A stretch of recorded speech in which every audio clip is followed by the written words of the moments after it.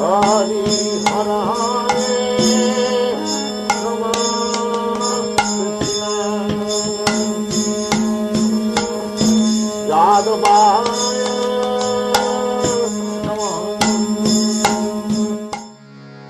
Yehi samsparsa ja bhoga dukha yonaye ivate adyantavanta kaunteya natesu ramate Buddha.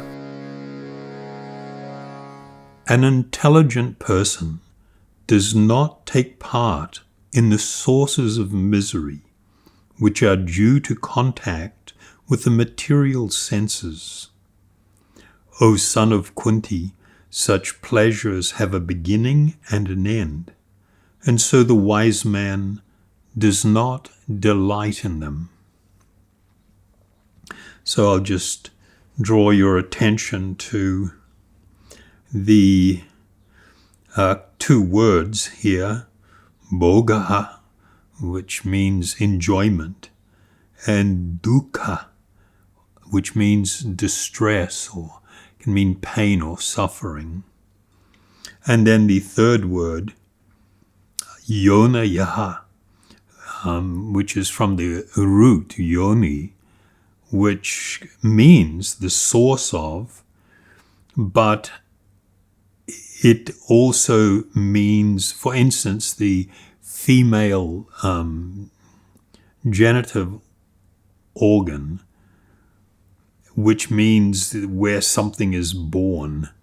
It gets used in that way, that both suffering and enjoyment are born from. So this is quite a pretty amazing idea. But we'll go back to that shortly.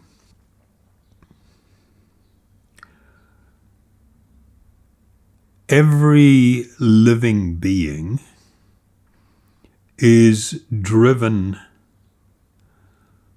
by the desire for pleasure, or more appropriately, happiness. To become pleased, to experience happiness is really the goal that everybody is following. Whether someone is in the human form or the animal form, the reason that we undertake almost anything and everything is because of this desire, this quest for pleasure. But what is being pointed out here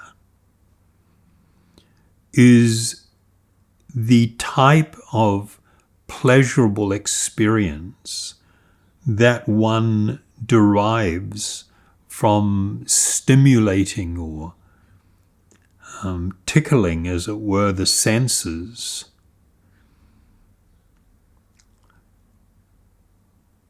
That pleasure or pleasurable experience is not lasting and is not the same as the happiness that the living being actually seeks. The reason that we seek happiness is because it is part of our eternal nature, the nature of the soul itself. The living being has the characteristic of Sat Chit Ananda, of eternality, cognizance or knowledge, and of tremendous blissfulness. That's our natural state. And because we are not experiencing that, due to being covered by material consciousness and thinking the body to be the self, because we are agitated from within to seek happiness, but falsely thinking the body is the self, then one simply strives to stimulate the sense organs of the body continuously, hoping that that will fulfill me, that that will make me happy. An example I always use is Russell Brand, the English comedian and movie star, an incredibly thoughtful person. And he was talking about his struggles with addiction to both heroin and cocaine, which is just like a little bit mind-boggling for me because they're two entirely different things. One produces the effect of withdrawing from the world, and the other one opens up an exaggerated experience of, sensual stimulation. But he had those addictions to alcohol. He was living a life of great sensuality. Being able to have sexual pleasure on demand whenever he wanted. And in spite of constantly stimulating his senses with pleasurable experiences in his mind, he felt suicidal. And it blew his mind when he realized that it is possible to have all of those sensually stimulating and pleasurable experiences and simultaneously to be profoundly unhappy, which led him to the understanding that happiness is not found in these fleeting, pleasurable experiences of the mind and the senses.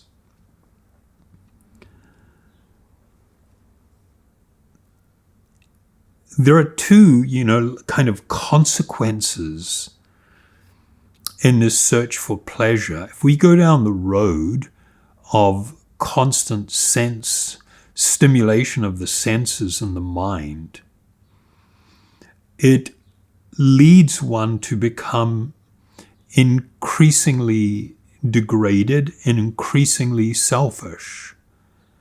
That's just the result. That's the way it works. And it creates unhappiness. But it has this tremendous effect on bringing about a state of blindness to your own spiritual well-being, to the degree that a person can be struggling with a form of addiction, one form or another, and feeling that it's making me tremendously, I'm so unhappy, but then being unable to stop. In all of these situations, a person is generally not inclined to engage in the spiritual activity that brings about the purification of the mind, the awakening to my spiritual identity, and the opening up to this opportunity to taste more profound spiritual pleasure. And so it's always advised that if one wants to walk on the spiritual path, there is a great need to curb the desire of the senses and the mind, and not to be constantly surrendering to that, because it doesn't produce the outcome that you seek. In this regard, there's a wonderful verse in the Bhagavad Gita in the second chapter, the 70th shloka. It says, "A person who is not disturbed by the incessant flow of desires that enter like rivers into the ocean, which is ever being filled but is always still." that person can alone achieve peace, and not the man who strives to satisfy such desires. This is a very, very straightforward and clear look at the reality of things. The material condition means that I am constantly overwhelmed by the desire of the senses and the mind, and am enslaved, feel compelled to constantly follow. But here the advice is there needs to be a change of direction, and it will not be until a person is able to tolerate and not be disturbed by this constant flow of desires of the senses and mind, that when a person is able to do this, they will be able to achieve peace. And we learn that one cannot attain actual happiness unless there is peace. Sri Ramanuja Acharya, a great ancient spiritual authority, in commenting on this verse has stated, "Those pleasures which result from contact of the sense objects with the senses are the wombs of pain." The wombs of pain.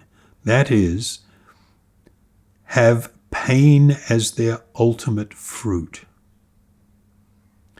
They have a beginning and an end. That is, they are seen to remain only for a brief period, and the reaction that follows their cessation is painful. He who knows what they themselves are, meaning they know themselves as Atman, or the spiritual being, will not find pleasure in them. So this is a really important spiritual point, which I'll speak a little bit more on in a moment, but I just want to reinforce what was stated here from the Yoga Sutra of Patanjali, where he states, "To the discriminating yogi, all the fruits of past actions, both pleasurable and painful, are considered sorrowful because they all result in further bondage and suffering." So this is like an extraordinary idea. Yes, I can engage in something that gives me, they call it instant gratification. The problem is that that statement is such a lie, because there is instant pleasurable experience, but there is zero gratification. I'm not gratified. I'm not satiated. It is just like a temporary rush that then leads to a renewed desire and an increased desire for more. And the outcome of the experience is that it binds me to the material world. So not only is the pleasurable experience temporary, but it produces always a sorrowful fruit, the fruit of being perpetually bound to material existence. It further blinds me to the realization that I am an eternal spiritual being, and it serves as a huge obstacle to me experiencing the eternal spiritual pleasure that I truly desire. So there are two verses, shlokas in the Bhagavad Purana that speak to this subject, and they are absolutely, I find them absolutely amazing. The first one is from the 4th canto, the 22nd chapter, and it is the 30th shloka. When one's mind and senses are attracted to sense objects for enjoyment, the mind becomes agitated. As a result of continually thinking of sense objects, one's real consciousness almost becomes lost, like the water in a lake that is gradually sucked up by the big grass straws on its bank. So this idea that when the mind and senses are attracted to sense objects, as Krishna has previously stated and we have studied, from contemplation of the objects of the senses, one develops attachment, and from that attachment arises lust, or intense self-centered or selfish desire to enjoy and exploit. So the mind becomes agitated in this way, and of course it always ends up producing anger. But here it states that as a result of continually thinking of sense objects, one's real consciousness almost becomes lost.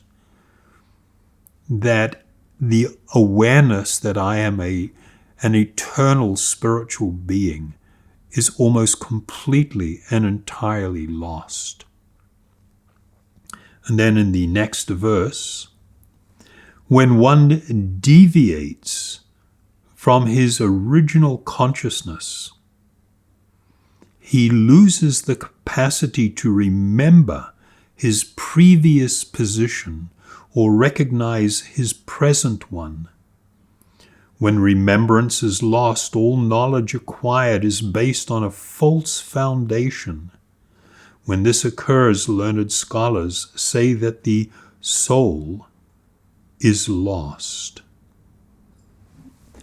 That is like, whoa.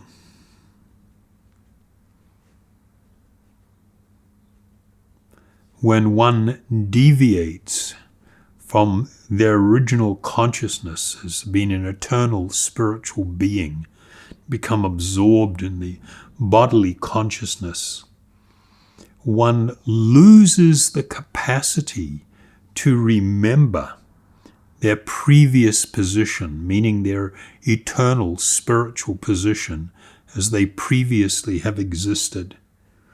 Nor can one recognize their current position or predicament. One is completely unable to remember who I actually am and what is my eternal nature, and I cannot recognize the current predicament that I am in. And when such remembrance is lost, all knowledge acquired is based on a false foundation. And when this occurs, learned scholars consider that the soul is lost. If we think about speech and the use of pronouns, I, me, you, they, them, us, we, as they are used in this world, are all referencing the temporary material bodies, but taking them to be the actual person, and speaking about how the desires and aspirations of all these individuals, those aspirations and desires which are arising from the mind and the body and the senses, they take it that this is the actual desires, the actual aspirations of these spiritual beings. And so the people build relationships and lives on an entirely false premise. They build relationships on an entirely false premise that will all be rendered to nothing at death, the death of the body.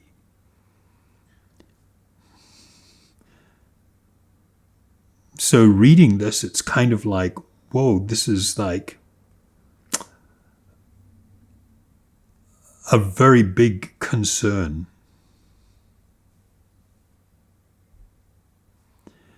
Therefore, reading now again this verse, an intelligent person does not take part in the sources of misery, which are due to contact with the material senses. O son of Kunti, such pleasures have a beginning and an end, and so the wise man does not delight in them.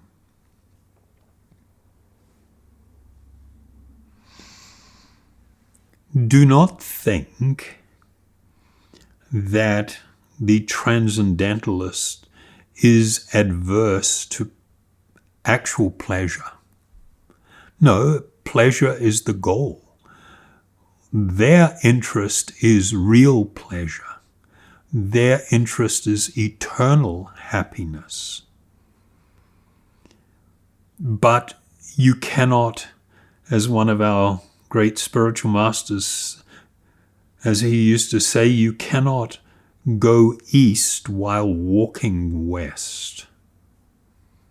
You're going to be heading in one direction or the other. And if you want a change in direction, it will require a U-turn for happiness.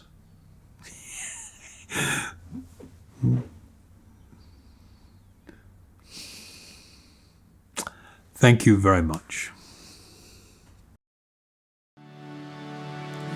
Hare Krishna,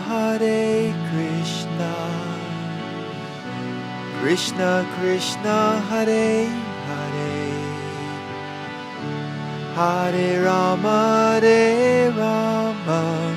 Rama Rama, Hare Hare.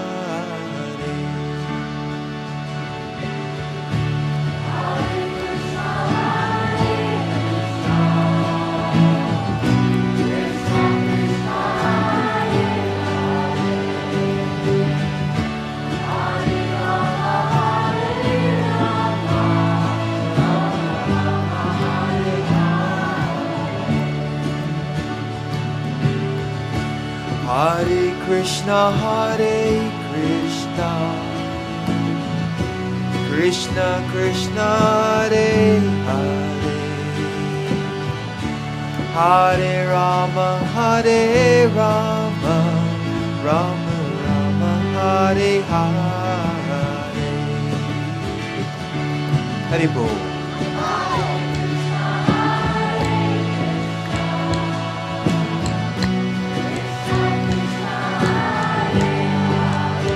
Krishna.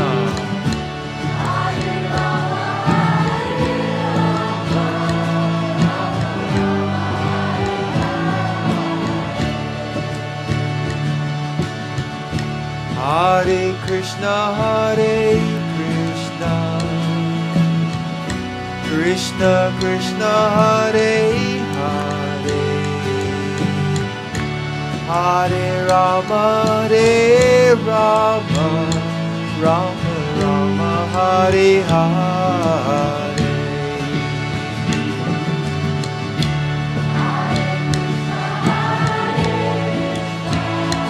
Krishna.